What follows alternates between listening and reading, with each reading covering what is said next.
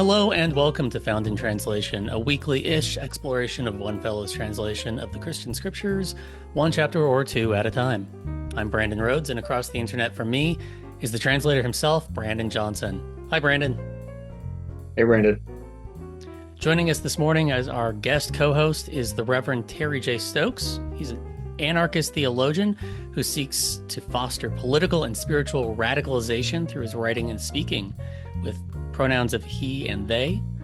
They hold degrees from Yale University and Princeton Theological Seminary, and was ordained as a minister of Word and Sacrament by Park Avenue Baptist Church, an abolitionist congregation on Mvskoke Land, popularly known as Atlanta, Georgia. He lives on Lenape Land, popularly known as Central New Jersey, where he works with children and youth as a nonprofit director. Their new book, Jesus and the Abolitionists, How Anarchist Christianity Empowers the People, is available now. Reverend Stokes, welcome to the show. We're glad you're here.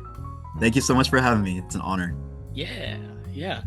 So we are going to be reading this week out of Matthew chapters 10 and 11. But first, I can imagine a number of people listening or watching just heard the phrase anarchist Christianity, and their ears perked up, their eyebrows raised.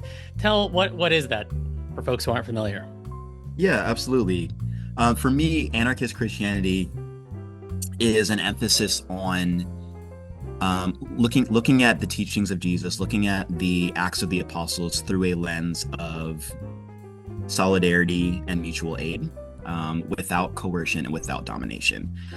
So when I began to go on my journey of radicalization and began to read the scriptures through that lens, it provided me sort of a shot in the arm in my faith. And that continues to be the way that I engage with my faith, engage with these scriptures, and try to illuminate that part of the tradition for others as well.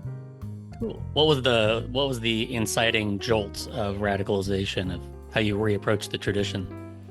Yeah, there was sort of two. One was going to Princeton Seminary for my Master of Divinity Studies and entering a progressive space for the first time in my life.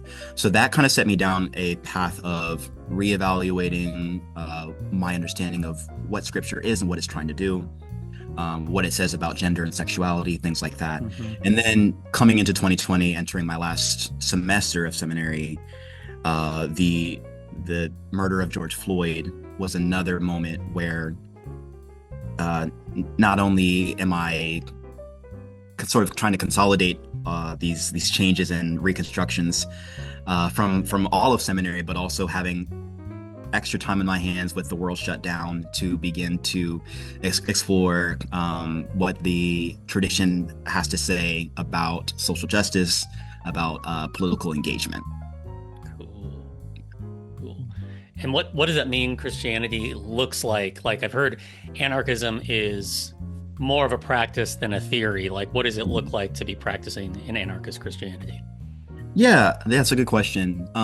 For me, it looks like trying to, there's a common phrase, trying to abolish the cop in your head. So that's something that's something that impacts everything from my interpersonal relationships to the way I think about broader political movements and issues. But really what it comes down to is compassion. Trying to engage with people through a lens of compassion rather than through judgment.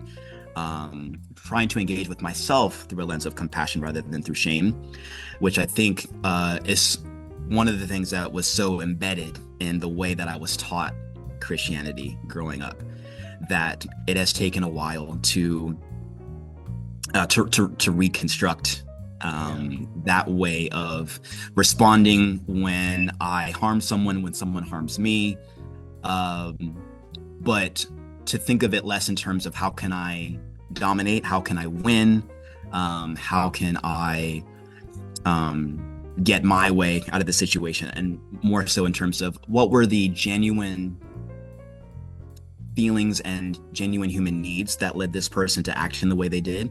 What were the genuine feelings and needs that led me to act in the way that I did in the instances where I have harmed someone? and to think of it that way and less in terms of trying to adjudicate whether or not I violated this certain cosmic law, this statute, and making it all in terms of a legal forensic approach rather than a humanistic approach. Yeah, that does seem to be the binary of like the story has been told of the fundamental problem is we broke the rule and there needs to be punishment exerted. And that trickles down into the kind of image that we then bear to one another. And to get out of that, yeah, I guess not just getting the cop out of your head, but getting the cop out of God. Yes. Yes. Yeah. Oh, this is going to be fun. So thank you for that. Let's jump into the text here.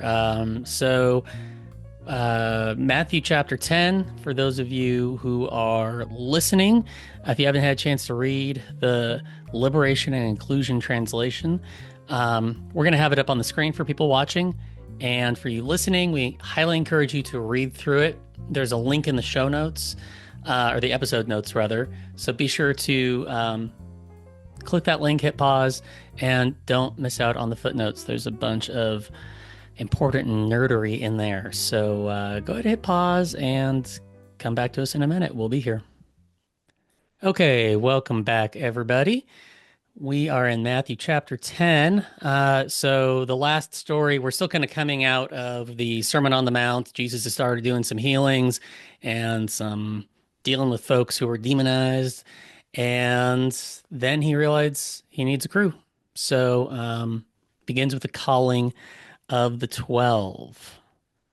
So yeah, there's this important part of the story of the calling of the 12, and then he commissions them. Brandon, would you please read that initial commissioning? Yeah. Jesus commissioned these 12, and he gave them these instructions. Don't leave on a road to the lands of other peoples, and don't enter a Samaritan town. Instead, go to the lost sheep of the family of Israel. As you're traveling, announce that the heavenly rain is coming. Heal the sick, wake up the dead, cleanse people with leprosy, and banish demons. You received freely, give freely. Don't take money with you, not gold or silver or copper coin in your belts. Don't take a bag on the road or an extra shirt or sandals or a walking stick. The worker is worth their food.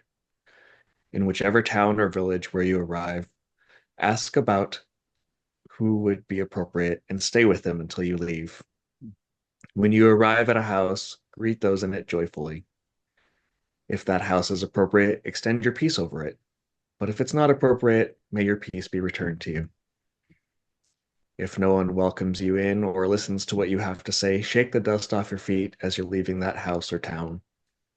Truly, I'm telling you, it will be more bearable for the land of Sodom and Gomorrah on the day of justice than for that town. The word of the Lord. Thanks be to God. That's a good starting point.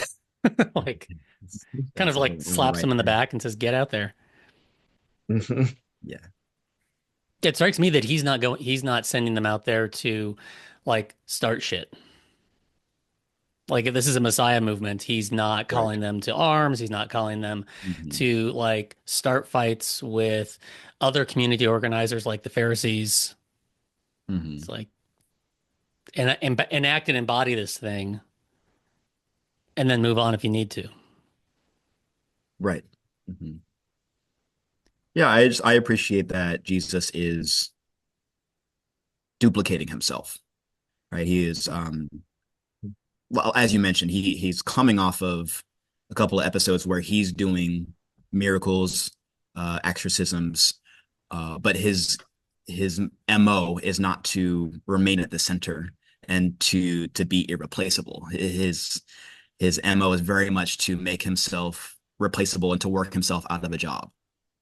And so, yeah, to give these 12, and the way that it's narrated in Matthew, it's almost as if they've met and they're immediately being sent out. The chronology is different in other instances, but in this case, we really have that kind of direct sequence. But yeah, that was pretty much my point. Just that they're being gathered and almost immediately sent out, as it reads here. And so there's this immediate sense that the very heart of what I'm gathering you for is to make you little Christ, right? Hmm. The kind of the initial understanding of the word Christian, and to go out and to practice the same kinds of things that I practice, and to do it in the same way that I'm doing it. Yeah, that's such a difference. Like he's not establishing a hierarchy. Hmm. Nobody's kissing the ring, Right. right? Yeah. Nobody's giving up their Pledge of Allegiance. Hmm. There's this immediate sense of like you've gotten a good Mhm. snapshot of what I'm up to. Try it out. Yeah. Yeah, it's all about empowering people to join in the movement and make, like you were saying earlier, it's not about centering him, it's about getting others people to take over for him. Hmm. And weird people to choose for that. Like it's Hmm. kind of, Yes. it's kind of old hat in reading the Gospels, like ragtag bunch of this motley crew, but like sending the tax collector out, sending people out with kind of who maybe have a bit of a zealot background, that is a real act of trust. Like there's trust woven into the commission that like, yeah, like I know you're going to give it a good shot. It's going to be different than I might do it, but I know we got to start somewhere, right? Yeah. Yeah. And there's the ones that we hear a lot about. There are the James and the Johns, but there's also Uh-huh. the folks that we don't really get any narrative about. And so they're question marks where we don't know exactly what their approach to disseminating the message would be. And so I think Mhm. it speaks to Jesus's being okay with a lack of control over the narrative and over the Mhm. messaging, and that extends to sending out a tax collector and a zealot, and these people who are most likely going to do the work differently and say things, articulate things differently than how he would. But I think Jesus is sort of thinking like, ultimately I cannot handpick everything. I can't micromanage everything. Like, I don't know about you. I've had like bosses, supervisors in my life who basically want me to be like a robot executing their vision, right? Mhm. Uh, playing drums for like a particular music director who just like wants you to just be their arms and legs. And I think Jesus is very Uh-huh. much not that, where it's not as if he wants to just clone himself. He he he he knows that the strength and the longevity of this movement is going to be in its decentralization.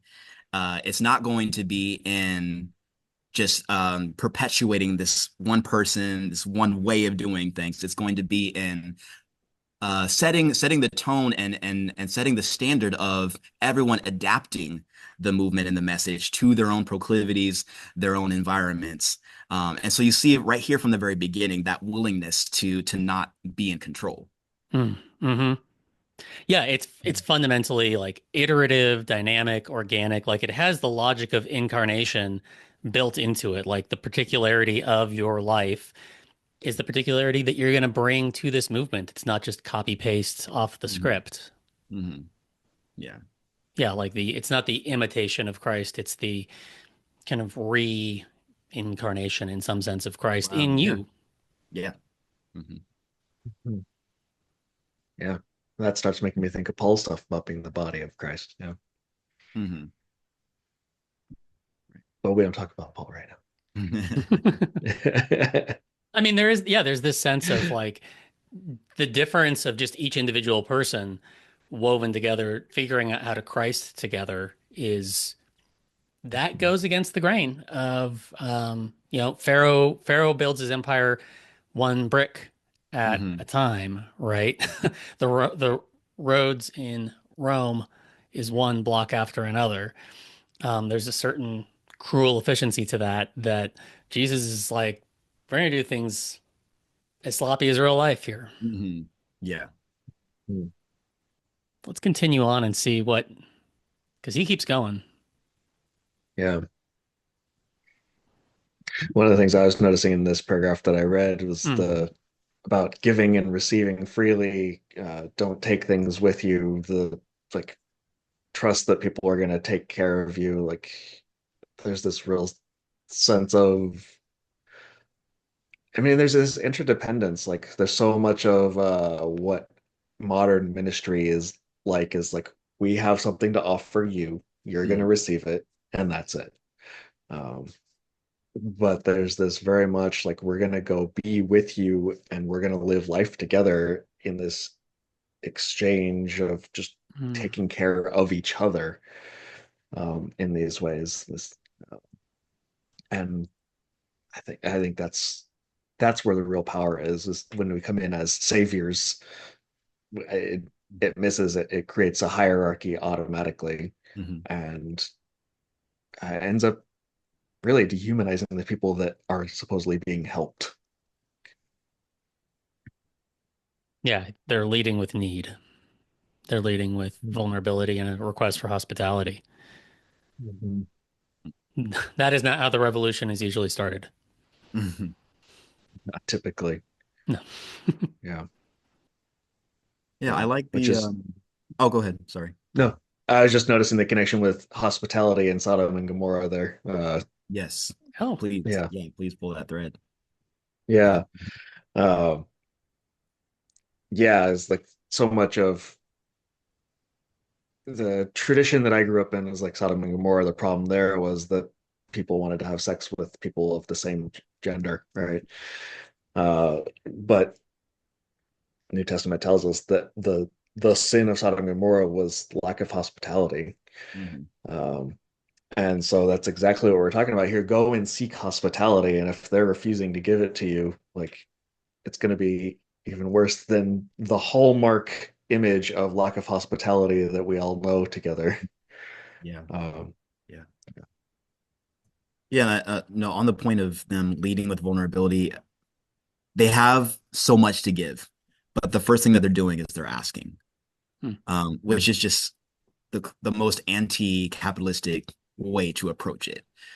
It's not yes. trying to turn it into a side hustle, Right. not trying to brand themselves or market themselves well, because if that's what you're trying to do, you wear shoes, you bring money, you bring a bag. Your game plan is not to be completely dependent, to be pretty much destitute without the help of other people. Um, but the fact that they are asking for hospitality first is sort of the way that they are sussing out who is Mm, who is ready for their message, who is receptive, who is going to be receptive to the message. And I think that connects to the idea of like extending your peace if it's appropriate, or letting it return to you and shaking the dust off of your feet. This Mhm. idea that like we have almost like a substance, this piece as like almost a substance that we extend out and we receive back.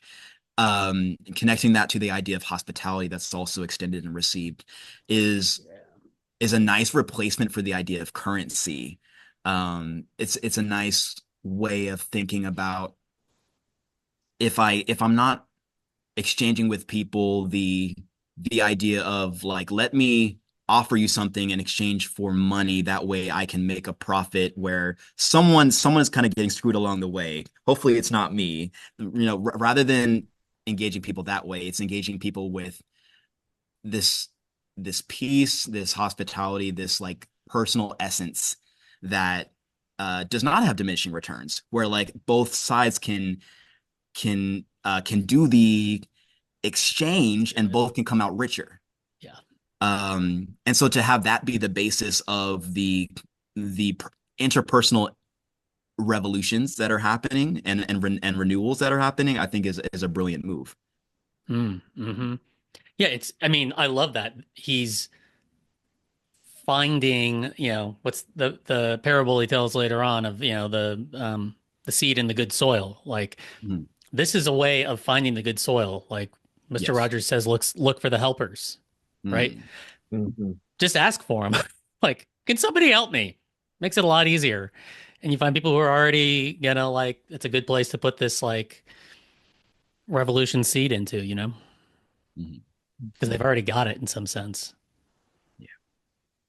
Yeah, one of the ways that has been helpful for me to think about the the movement of Jesus is as a renewal of the Mosaic covenant and the Mosaic way of living. Um, Not so much that Jesus is preaching something new, but he is recalling the popular tradition as opposed to the what you could call the elite tradition that has become more and more prevalent. But this popular tradition that already contains, well attested within their holy texts, um, hospitality, cancellation of debts, working things out through consensus and through deliberation. All these ways in which if they were already following these things that were already present within their tradition, then their lived realities would be very different. Maybe not necessarily outside of the influence of empire, but the experience of living within that would be very different. And maybe it would have provided a way to resist empire such that there's some kind of resolution of the occupation one way or another, and maybe that would result in martyrdom, like it did for many of the resistors who confronted Rome from within the coming out of the popular tradition of the Jewish people. Maybe it would result in liberation of some kind, but either way, I feel like looking at the movement of Jesus through, like, you already have the tools. You just need to, like, kind of rediscover them, kind of go into the garage and shake the dust off of the toolbox. And so just that has been a really helpful way for me to consider what Jesus is doing, because I think that helps me to see that there when you go to the town, when you find the person who when you find the helper, when you find the person who is ready to show hospitality, it's not a miracle. It's not like that they were like specially chosen to anticipate this new thing. It's that they have been preparing for this their whole life by staying true to the traditions of their ancestors. Mhm. Mm. Yeah, yeah. That's a powerful way to look at it. I like that alternative way of looking at their tradition, like the shorthand of, the different kind of sects of like some people were like, we can find this strand in the tradition of like, let's go dominate the Gentiles, stab, stab, stab. Mhm. Some people are like, let's kind of bargain and co-opt and maybe get our temple rituals just right. And Mhm. they do that. Then there's these community organizers, the Pharisees, who are like, where we screwed up was getting purity rules Mhm. off. Mhm. And like those are all coherent ways of like checking into the tradition. And Jesus is like, yeah, but like the playbook coming out of Egypt and out of like a generation of wandering around and reflecting on it, that playbook has the tools for resilience amidst domination built Mhm. into it. Ways of remembering who you are, where you came from, and where you're going. Ways of Mhm. sharing, like you said, consensus. Like this is in our tradition too, and this is going to be the way that's going to probably not end in, he talks about Gehenna in the next stretch here. Like it's not going to end in sort of a more climactic domination. Mhm. Mhm. Like this is how you find your power and remember who you are Yeah. amidst this shit. Mhm. Should we look at that next section? Yeah, let's do it. Look, I'm sending you out like sheep among wolves. Therefore, become as conscientious as snakes and undivided as doves. Be wary of people because they will hand you over to the authorities who will whip you in their meeting halls, and you'll be taken in front of leaders and kings to testify for my cause to them and to other peoples. When they hand you over, don't worry about what you'll say or how to say it. You won't be the one speaking, but rather your father's life breath speaking within you. Siblings will hand over siblings to death, parents the same for their children, and children will rise against parents and have them put to death. You'll be hated by all kinds of people because you represent me, but whoever perseveres to the end will be restored. Whenever people drive you away from one town, flee to another. Honestly, you won't get to all the towns of in Israel before the Son of Humanity comes. Word of the Lord. Thanks be to God. Oh, I really appreciate some of the translation choices there. It's sort of like hearing a really good remix of a song that you know so well to the point where you like don't even pay attention to it anymore. It's like, oh, like when you translated you the very last verse that you read, you won't get to all the towns in Israel before the Son of Humanity comes. I would always get confused by that. Like, what does he mean that the kingdom of God will return? I forget exactly how it's phrased in the more traditional, conventional translations, but it always made me feel like he was saying, the kingdom of God will come imminently before you have a chance to do all of this. But you kind of just like flipped the inflection slightly enough to have it make a little bit more sense. And I would hear all the time growing up, yeah, like the early church thought that Jesus was coming back imminently, and that's kind of what made them so radical. And then after a couple generations later, they realized, oh, that's not happening. So then they got a little bit more complacent. And like I'm sure that there's a kernel of truth to that. But I think like the way that you translated this here, um, still maintains that sense of urgency that's been present through the whole text so far. But it also like just is a little bit more, I don't know, truth and advertising from Jesus. So that it's not like, oh yeah, Jesus told us this thing that didn't happen and that like it influenced all of our actions, but it's more so like, no, Jesus gave us a clear-headed expectation of both the urgency and the what's the word I'm looking for? The duration, the level of perseverance that this would require. Mm. Yeah. Yeah, it's gonna be hard to persevere to the end to get Mhm. that story. Like Yeah. you're gonna have to keep fleeing from one town to another. Like it's gonna be Mhm. relentless, and you're gonna have to work hard to persevere. Yeah. Mhm. I also appreciated the translation choice of conscientious as snakes and undivided as doves. That's another like little remix Mm. that's very helpful for me. And I'd love to hear what you were thinking about for undivided as doves and kind of what that means, as someone who doesn't spend a lot of time around animals and wouldn't even know what are characteristics of a dove. I Yeah. didn't know you could divide them. Yeah. Well, I just went down to the footnote that's on that. Like, yeah, so the word there is literally unmixed, Mm, and so I think it's the normal translations usually use pure there. I think, yeah, um, releasing the but it's doves at a this wedding or whatever. right, yeah.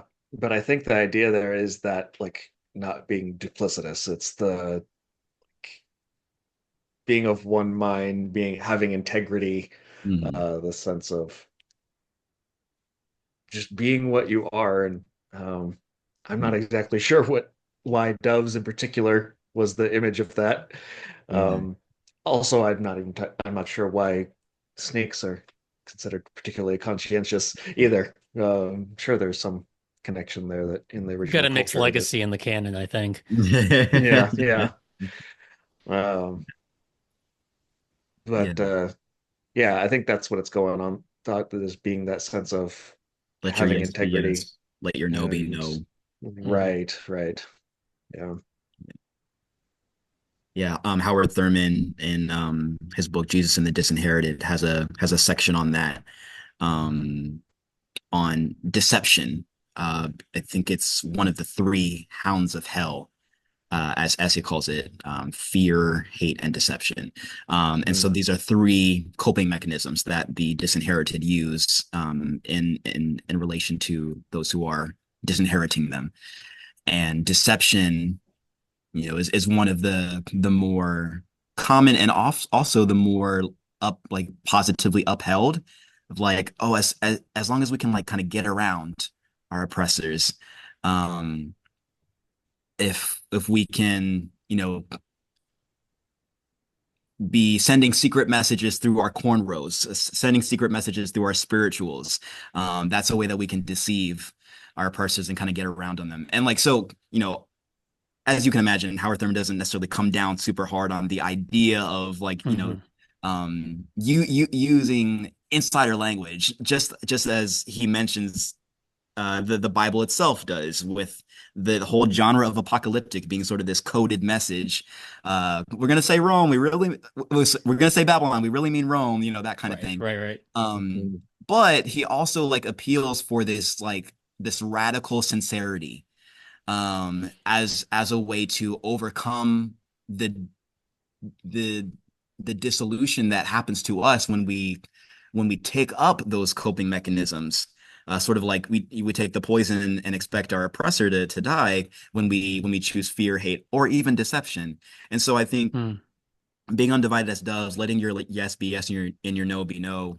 I think there's definitely a message from Jesus there that doesn't necessarily rule out, like I said, the insider language or the coded language, but I think also appeals to the fact that when we are sent out like sheep among wolves, that sometimes the best way to do that is to really just show up like a sheep, to not try to put on wolf's clothing, but just to, like, let the Father's life's breath speak through us, and whatever happens happens. So I'd rather go out being me than Hmm. survive being someone else. Yeah, I yeah. like I mean that reminds me of what I think is coming later in this chapter about the like don't fear the one who can destroy the body, but the one who can destroy like Hmm. that core self, the Hmm. soul is the traditional way to translate that, right? Hmm. Yeah. Don't let him change who you are. Yeah. Mhm. that. And Anything it's like, else on this? Yeah. I was just gonna say, it's helpful to take a look at what actually happened to these disciples who were listening to this. Most of them met this kind of fate that he's predicting. Yeah.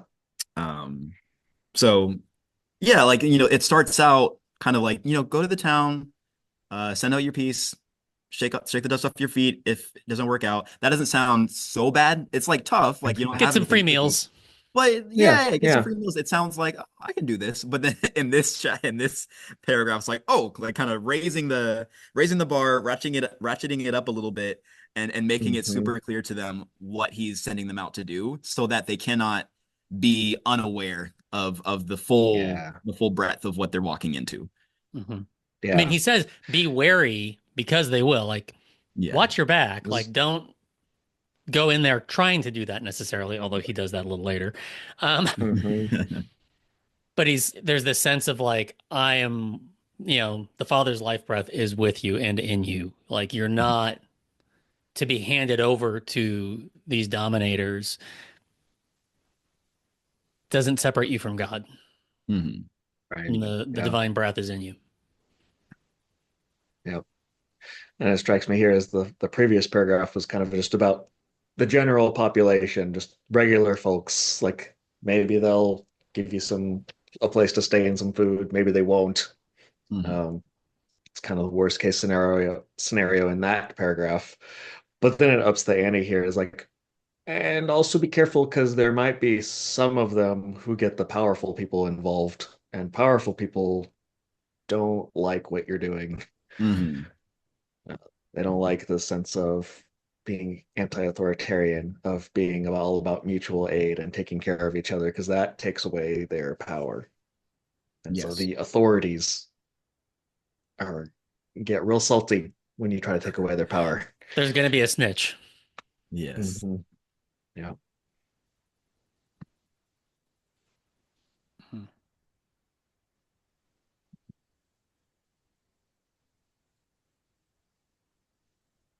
Yeah.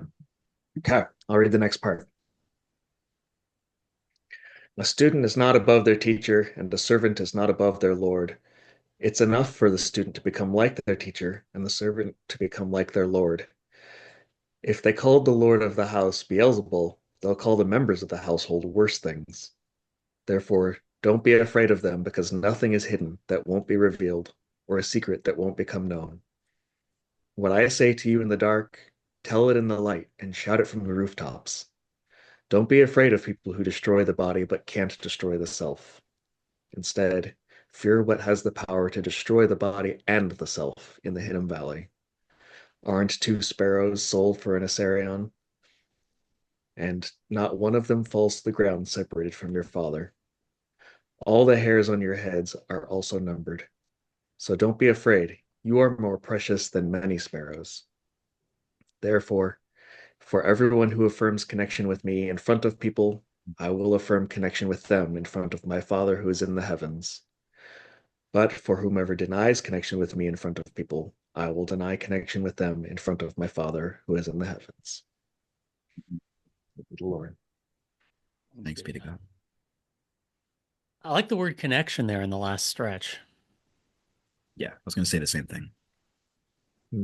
Like I'm almost reading it as solidarity and just see what that word does there too. Hmm. Hmm. Yeah, it's very, very different from whoever denies me, I will deny them. It's like this totalizing effect, damning effect Yeah. when you read it that way. But connection with Mhm. um it's more it's more about the relationship, what's actively going on, and there's a dynamic rather than the static condition of saved or condemned, going here, going Mhm. there. Right. So even through this conversation about these remarks that are referencing the Hinnom Valley, Mhm. hell, heavens, there isn't in this translation so much of a traditional eschatological judgment or siphoning off happening.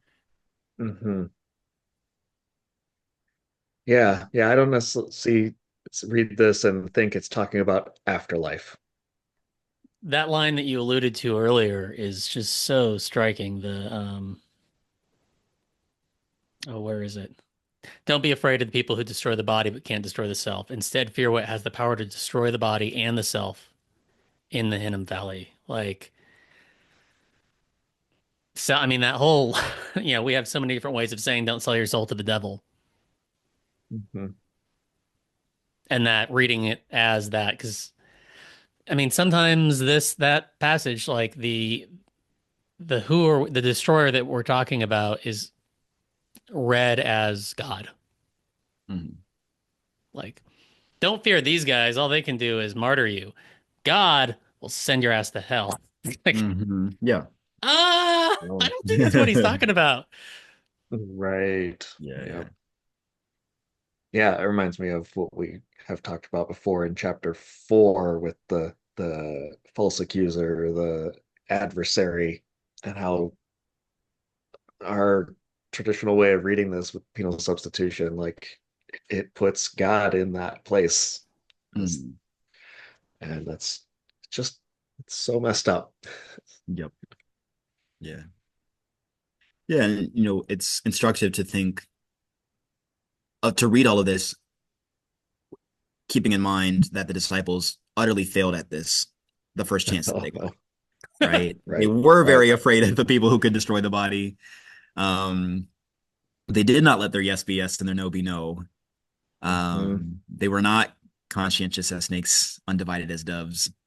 But Right. yet, when we get to this text, with this paragraph, it's enough for the student to become like their teacher and the servant to become like their Lord. And so I think that combined with this reassurance that everything will come to light, fear what has the power to destroy the body and the self. It speaks to the way in which the disciples. I don't really read their experience as like, oh, we like totally screw it up. We're afraid of punishment. We're afraid of God's wrath. I kind of read it as we have put ourselves in a position where like we are being destroyed by our own shame, our own guilt. And yet the only message that we're hearing from God, from Jesus, is not one of exclusion, not one of condemnation. It's one of, here's another chance for you to come back and to remember everything that I told you about how you're supposed to respond when things like this happen.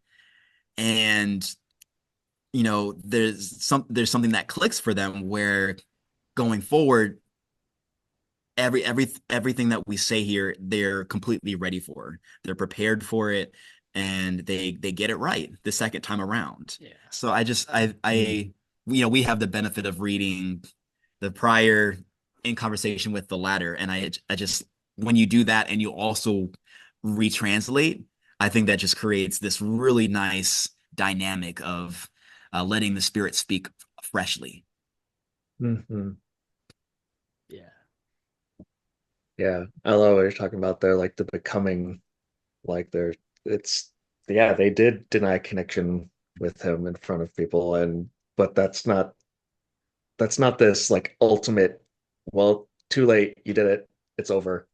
One strike and you're out. There's Yeah. right, there's it's just one chapter in the story, Mhm. like, and then the next chapters involve becoming more like their teacher Mhm. and learning and growing from that Mhm. and learning to affirm connection. Right. Gosh, I'm thinking now of like I just connected my context is I live in a small, fairly purple town. And I just got to connect with some neighborhood anarchists from the next town over who are wanting to develop hubs of mutual aid in kind of the county. And I was hoping to figure out how to offer, like, develop that kind of thing. I've never helped start anything like that up, though. And so having them, like, we'd be happy to do a workshop here. Like, yeah, bring those folks in. Um, and I can imagine the snitches, the people who hear, who see abundance and mutual aid and any association with the word anarchist and freak out and escalate and get Mhm. and get antagonism and the state involved.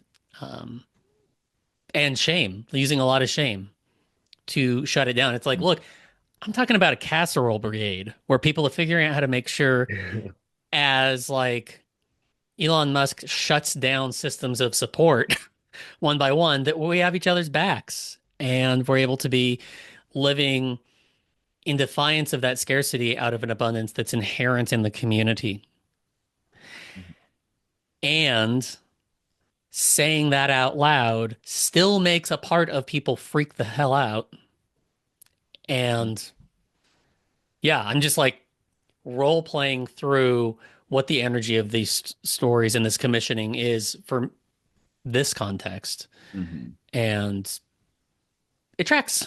Like, I feel that part in me that's nervous and scared and need to live in some sense of trust that, life breath language is going to come out of me when inevitably Mhm. some red hatter freaks about it, like Mhm. Yeah. about our casserole brigade. Right.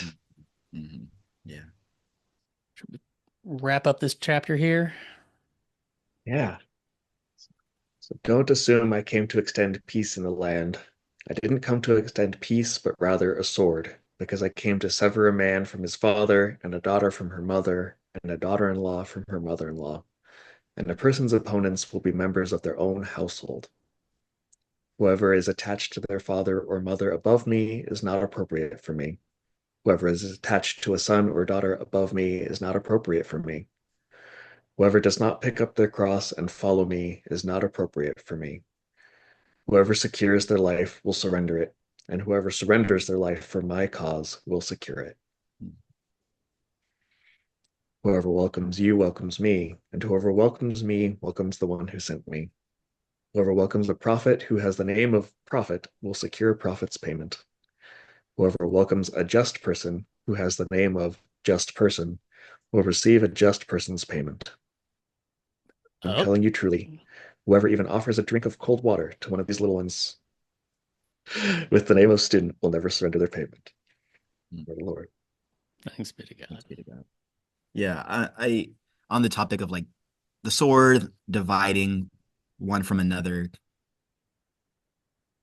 um, it reminds me of the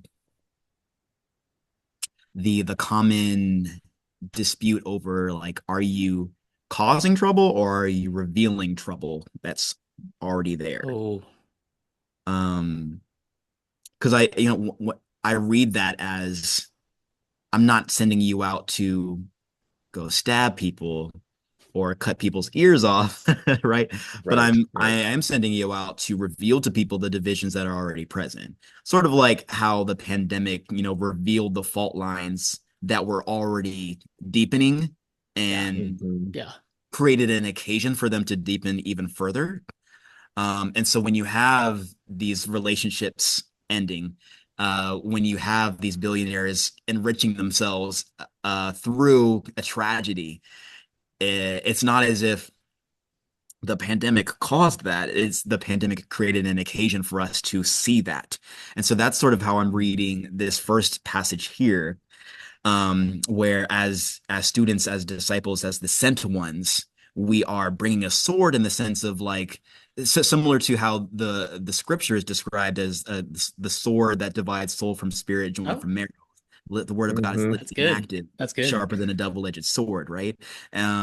When we go to a house and we speak that word of peace, and we send our peace out to that house, that peace has an edge to it, right? Like the truth, even the compassion and love of God, has a sharp edge to it, sort of like Eustace Scrub getting the scales ripped off of him by Aslan, right? Like Yeah. it's what you need, but it's very painful as it's happening. And that's sort of how I conceive of anything relating to like the traditional notions of hell or judgment. Like it's this process of being refined in fire and having this sharpness of God's truth, God's sword revealing to us that which we couldn't see before. Mm. Absolutely. That's Yeah, good. Yeah. yeah. I think that's exactly it here. Like it's not go stir up trouble. It's be undivided and conscientious, and that's going to create this occasion. People aren't going to like your steadfastness, your perseverance in this. They're going to try to get you to stop rocking the boat, right? Mm, And they're going to be upset that we're exposing the status quo for what it is. And hey, hey, stop it. Just go along with it. Just get along. Make it easier, right? mm, And that causes conflict, mm, but don't give up. mm, And it is going to surface the inherent violence that's within us, and we got to figure out sort of in public what we're going to do about it. Dr. mm, King talked about like forcing a crisis of conscience. Like there is an inherent violence that is hidden to the dominator class, and we're going to surface it. So when he's so we have all these stories of Jesus going out and like heals a leper, heals a blind person, and people freak out. It like you didn't do it the right way. This is not the custom that we have. In Acts, there's people like, exercising the gal, and then like the people who make the idols freak out because it's like you're fucking up our economy. Like we've got a good hustle going Mhm. here, man. Um, and yeah, it's gonna force like the status quo is built around acquiescence to and profit from harm, discouragement, shame, power, hierarchy. So, like the commissioning, like all the verbs he's given them are going to rupture that. And you got to figure out what you want to do about mm. that. And Yeah. what are you going to do when you hear your daughter-in-law, your mother, your father saying things Mhm. that don't seem to vibe with that? Right. with the movement of kindness. Like, I mean, holy hell, the past decade has been one of particularly people in houses that identify as Christian hearing their relatives say shit Right. and Yeah. going, You know, "You've chosen differently." Yeah. I think back then it's even more powerful to say these things about family, because today we can like to varying degrees people can go find chosen family.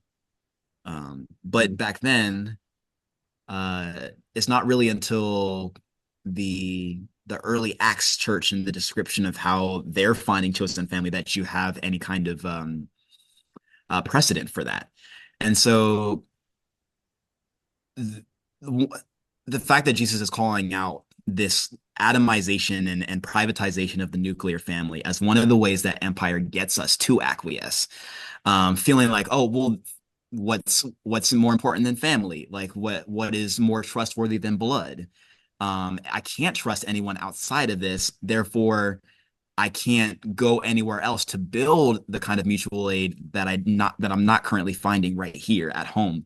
So the fact that Jesus is destabilizing that, um, is all the more like powerful for us as people who live in a context where there is a little bit more, for some people at least, not for everyone, but for some people, there's a little bit more freedom to go find the chosen family, to go create the kinds of community of people who are of one accord about um, getting on board with the message, Yeah.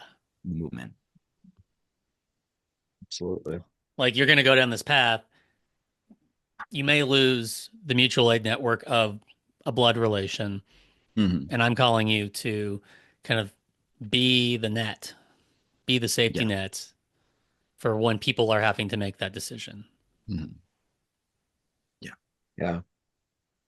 Can't remember where it is, but I think it's in Matthew where it talks about that idea of like you're going to give up uh, houses and fields and the resources and support and connections that you have, but you're going to gain them 100-fold because Mm. you're getting this larger network of family Yeah. that's different than your flesh and blood family. Right. Yeah. All right, we've got about 10 minutes left. Should we turn the proverbial page over to Yeah. chapter 11? Yeah. So when John, who was in prison, heard of the Messiah's actions, he sent a message with his students and asked Jesus, "Are you the one who is coming? Or are we waiting for someone else?" Jesus answered them, "Go and give John the message of what you see and hear. Blind people see again. People who are unable to walk are walking around. People with leprosy are cleansed. Deaf people hear. Dead people are woken up. And people in poverty are given a message of triumph. Anyone who isn't tripped up by me has reason for gratitude." Reminds me of, is it a Amish or Anabaptist saying of like, am I a Christian? Ask my neighbor. Hmm. Wow, I haven't heard that. I like that. Yeah. Yeah. It's good. Makes me squirm because it feels so true. Yeah. Uh-huh. Yeah. Wow. And that's so different from the like self-actualization uh moment, of like I choose who I am, I say who I am. And of course, there's so much validity to that in so many respects. But I think it's just it adds another important piece to that of like, in many ways, it's the people around us who have a vantage point on whether or not we really live up to the things that we claim to be.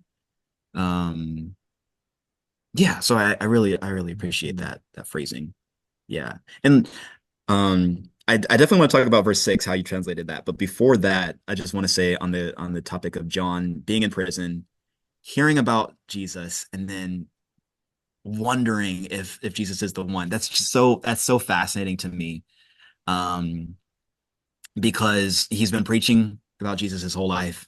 I'm the forerunner, but the person who's coming after me, I'm not worthy to untie his sandals. He'll baptize you with the Holy Spirit and with fire. So it sounds so confident and triumphant Mhm. almost at that point. But then we read that every Advent. We don't have like a dedicated time where we read this, and this is just as much an Mm. important part Yeah. of the story, or like he's in this place of doubt and uncertainty. It's like he's been like the opener for this like headliner for his whole life. And Mm. he's like trying the headliner's like taking a while to come out there, and he's like trying to keep the crowd ready and warmed up. He's not sure if the headliner is going to play the hits. He's not sure if the headliner is going to play some new music that no one has ever heard and no one wants to hear. And so yeah, he's in this moment, and he needs confirmation. He needs like um a rearticulation, a reformulation of this message that he's been preaching his whole life. And like you said, Jesus says, "Am I the Messiah? Ask the people around me."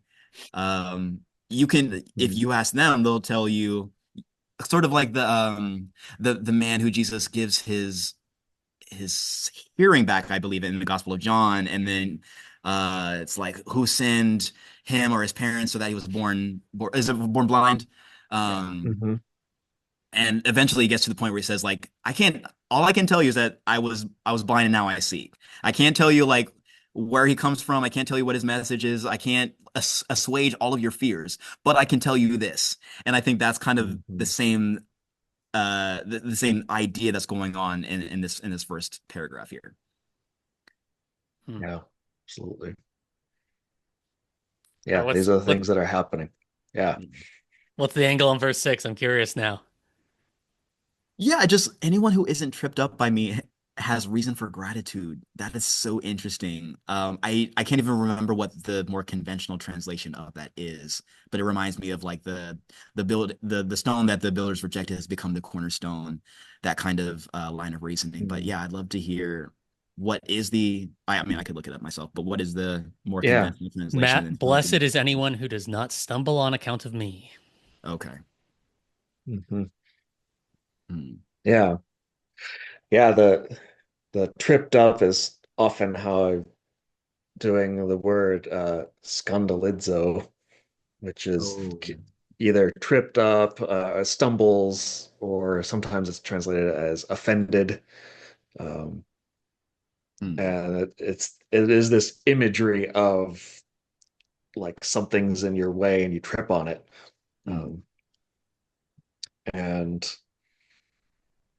it's like if you can handle keeping going um, and are tripped up by what you're seeing here, being offended essentially by because like, hey, you're helping the wrong people, right? Like look in the next paragraph here, and it starts talking about are we talking about someone who's powerful and rich? Hmm. And like, no, we're not. Hmm. Um, we're talking about people who are blind, people who are in poverty, people who are sick, and yeah, it's these are these are the people who matter in this movement. Uh, Hmm. can you handle that? And if you can, then you're creating this world where we all get what we need. And like blessed is such a, to me, it's such an opaque word Hmm. in our, like, we have this very vague idea. It's like, it means good stuff, right? Yeah. Like, but it really has to, like, sometimes it's translated as happy, but there really is this sense of being satisfied, being gratified, like having your needs met, Hmm. receiving something good in such a way that it inspires this emotional sense of well-being and gratitude. Hmm. Um, so it's like if you can handle that this is what this is all about, then you're going to participate and in fact participate in not just receiving it, but in creating more of it. Hmm. And that's going to make it so that we all have reason for gratitude. We're all going to get our needs met. We're creating this whole way of being in a culture of caring for each other and making sure everyone's good. Hmm. Yeah. Yeah. And sometimes maybe I'm mixing up or mashing up various texts, but sometimes it feels like the idea of a stumbling block is presented as a bad thing, and then other times it's a good thing. Hmm. Sometimes it's like it's good if you get tripped up because you can't keep on going as before. You're now in this moment where you get to reevaluate. But it's even better to not have been tripped up in the first place because that means you were already Uh-huh. on the right track. And so I think that's Hmm. the language of stumbling block is the first thing that comes to mind for me when I read that. Yeah. Um, yeah, but it's helpful to, again, like I said before, it's helpful to re-encounter it with the different word choice. Yeah. Yeah, I don't remember what chapter it is, but there is a chapter in Matthew where it uses that word twice in the same chapter. One that seems to be in the more positive Mhm. sense, and then one that's like, don't be that person who's tripped up, Yeah, right? So it's like, wait, what are we talking about here? yeah, yeah. He contains multitudes. Yeah. Yeah, yeah. Let's skip down toward the end here.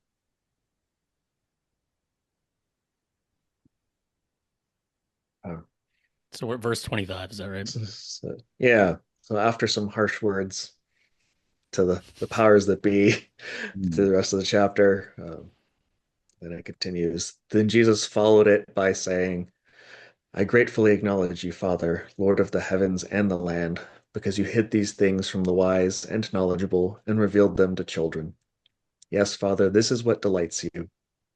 Everything has been entrusted to me by my Father, and no one knows the Son fully except the Father, and no one knows the Father fully except the Son, and anyone to whom the Son determines to reveal him. Come to me, everyone who is exhausted and overburdened, and I will give you rest. Carry my yoke with me and learn from me, because I am gentle and humble in heart, and you will find rest in your very being. My yoke is pleasant, and my load is light. The word of the Lord. Thanks be to Thanks be to God. God.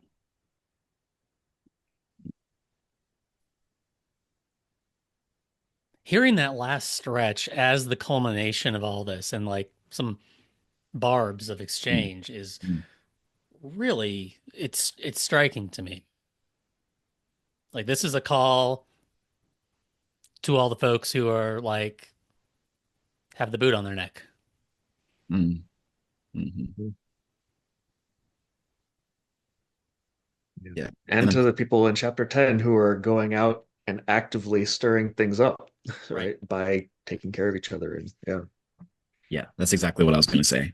I'm saying, come to me as I'm sending you out. And there's a way in which you can do both at the same time. Because I'm in the Father's in me, you are in me, I am in you. Um, and so that is how you can exchange your burden with mine, your yoke with mine, Mm. um, and carry that burden into the moments where you are either finding reception and hospitality from the ones who will receive your peace, or coming into conflict with the people who will not receive your message. But either way, the reason I'm telling you not to carry anything with you is because I'm carrying it for you. Yeah, Yeah. Yeah, I like that. that feels good. I appreciate the word choice in 25 there of the heavens and the land instead of the earth. There's this particularity to that, this tactility to it. I can feel it's under my fingernails, you know, um, more than just this sort of heaven and earth is so vague.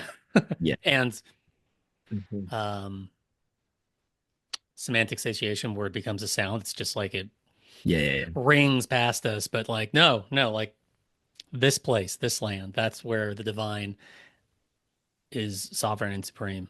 Mhm. Mhm. And in that gentleness and that supremacy is a bad word, is gentleness, is rest, is abundance, and that we're going to be a movement that's igniting that and practicing that. And that brings us to the end of today's episode. We are so thankful for everybody listening, joining us for this leg of the journey. Thank you to Reverend Stokes for joining us this morning and taking the time to join us exploring the sacred text together. The easiest way to support Founding Translation is to leave us a rating or review on whatever app or player you're enjoying this on, especially the algorithms of YouTube and Apple Podcasts. That makes all the other robots excited to tell other people about us and this show. You can find us on Facebook as Founding Translation. You can read the Liberation and Inclusion Translation at litbible.net and follow its development on Threads as @lit.bible. You can follow Brandon Johnson on Blue Sky as @litbible.net. You can follow me on Threads as @BDRhodes and find me on Blue Sky too. Reverend Stokes, what's the best way for people to find you and your work? You can email me. My email is on my website, which is terryjstokes.com. I would love to hear from you. Awesome. And check out his books. The music you're listening to is by Kevin MacLeod at incompetech.com. Founding Translation was produced on unceded Chinook and Kalapuya land. Goodbye, Brandon. Bye, Brandon. Bye, everybody. Bye.